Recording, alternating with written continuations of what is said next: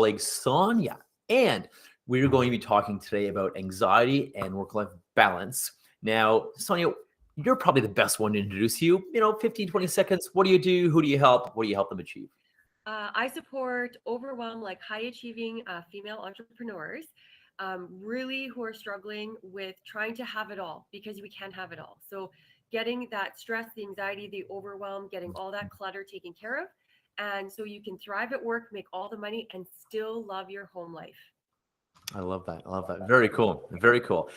So, what would you say is the major cause for these amazing women, amazing people? What is the major cause of this stress, of this anxiety? Well, part of it, I really believe it's just the society, Western society. We're raised hustle, hustle, hustle, work more. If you want more money, you have to do more. That's not the case. We need to be well balanced. We need to have a proper schedule and honestly, like Sleep. focused attention, right? And if we can just focus on our task and stop trying to multitask and do all these things that stress us out even more, and it's all these, I'm not quite sure where they come from, but all these coping mechanisms, Mm. wherever we learn them, that actually create more stress, more anxiety. Oh, if I just try and do five things at one time, and then all of a sudden we have even more stress. Well, if I just come up with all these contingency plans for this one thing that I'm worried about, yeah, that'll make me feel better. All of a sudden you have 200 contingency plans, you're through the roof, and you can't sleep. Yeah. Well, like you said, productivity and focus, and the myth of multitasking, and that laser focus, you get so much done so quick.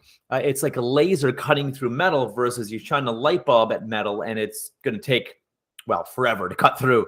But to your point, and I think that's why things take forever with people, is that this people lack focus and distractions, or of this thing, or of email alerts, or people, or idiots, or morons, or, or leaping gazelles, or whatever comes into their environment any given moment, not having the boundaries, because we feel bad if we have boundaries, or feel bad or feel shame or guilt or grief if we put up, especially moms, super moms. I know women often feel very, very grief stricken if they're not super mom or superwoman, as well. What would you say to those women trying to be all things to all people?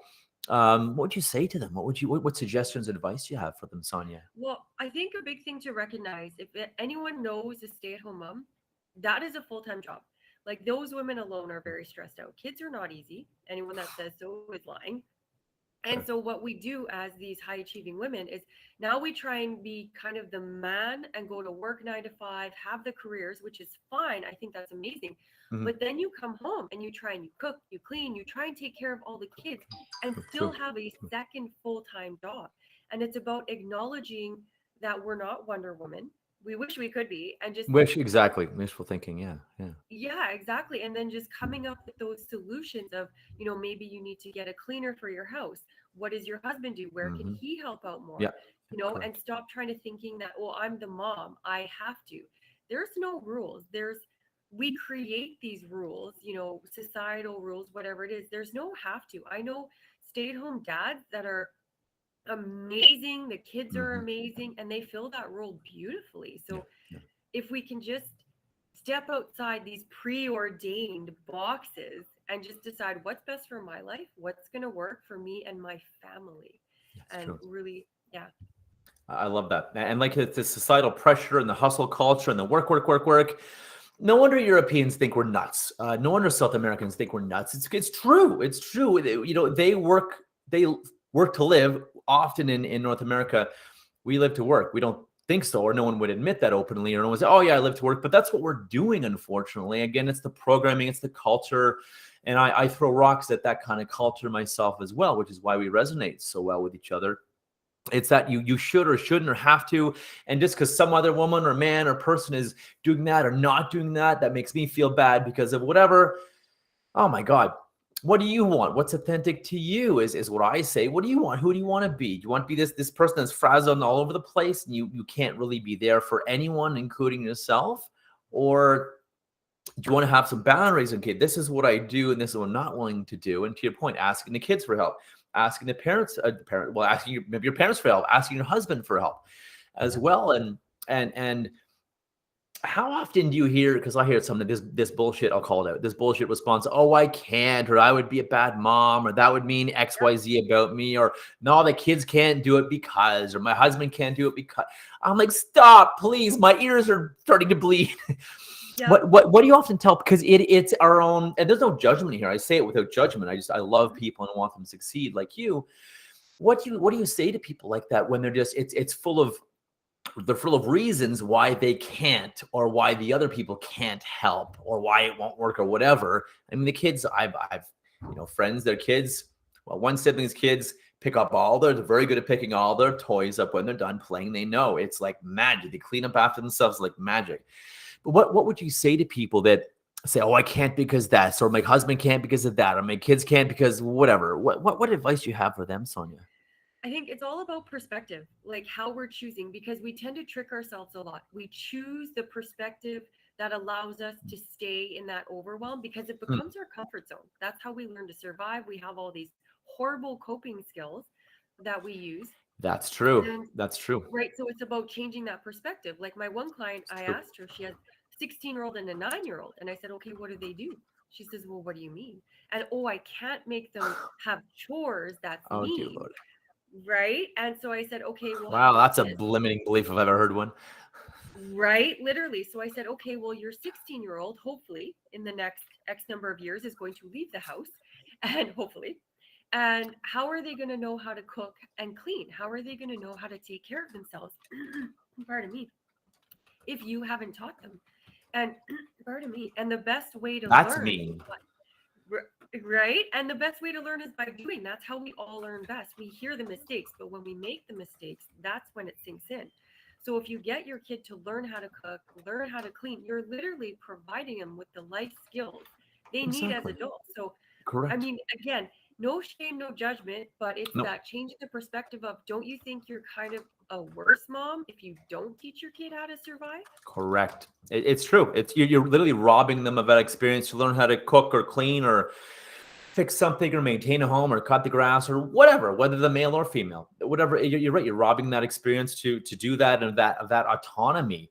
Because I've had friends or babysit for people, or friends had kids, and, well, again, to your point, that they everything is done for them, whether by the nanny or by the parents.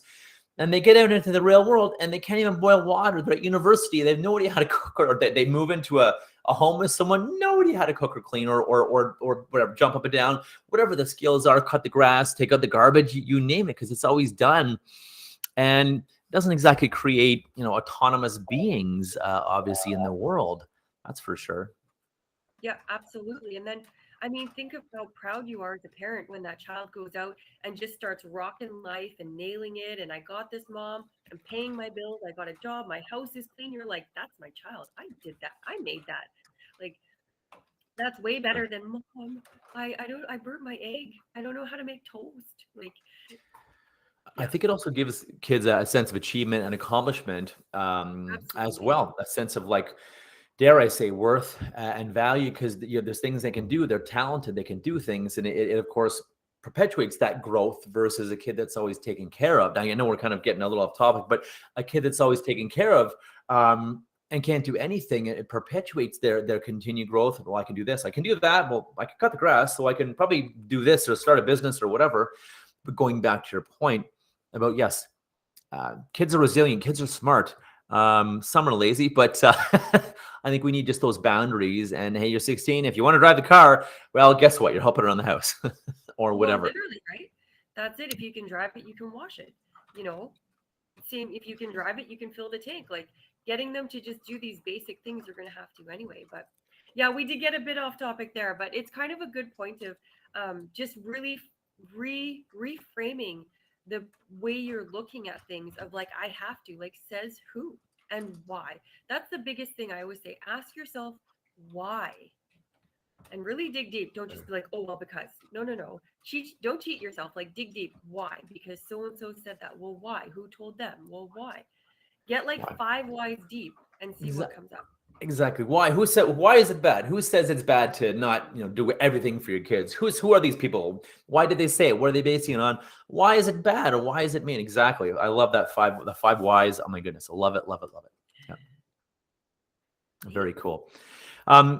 What is there anything else that's paramount um, for women, these women to understand, and even what's at risk if they don't stop trying to be superwoman, and yes, maybe do what's uncomfortable by making friends, boundaries with people, friends, colleagues, work, family. What's at risk if they don't? What's the consequence if they do this and if they don't do this? I just think it's this severe missing out on life, like literally Mm, life. I always think of like Ebenezer Scrooge. Now, yes. not in the extreme. I mean, he's extreme, right? But when's the last time you hung out with your friends? When's the last time you had the dinner with your family and enjoyed it? When's the last time you just enjoyed the moments of life? Life is like, if we're not happy, if we're not enjoying things, what are we doing? Stressing until we die? Like, is that our whole existence? And it's like this false sense of, when we're in high school, I'll use the female perspective. Ooh, when I get boobs, everything will be better. If my Yeah, nose were exactly. better, my life would be amazing. If I just got blonde hair, that would make everything better. It never does. And this is what we're doing. Oh, when the kids are done hockey, life will be better. Oh, when I get promoted, things will be better. When the kids leave home, things, we always make these next level, it'll get better when, but that it Yes. never comes, because we create that comfort zone of stress, anxiety, overwhelm, and then that's how we learn to survive, and then we actually self-sabotage to keep ourselves there, and then literally you're miserable. Politely, I was miserable in my overwhelm. I didn't like my life, I didn't enjoy anything, and that's going to be it till you die, basically, if you don't get a hold of it. Fair, Not to fair. mention your health implications. Stress mimics any disease out there.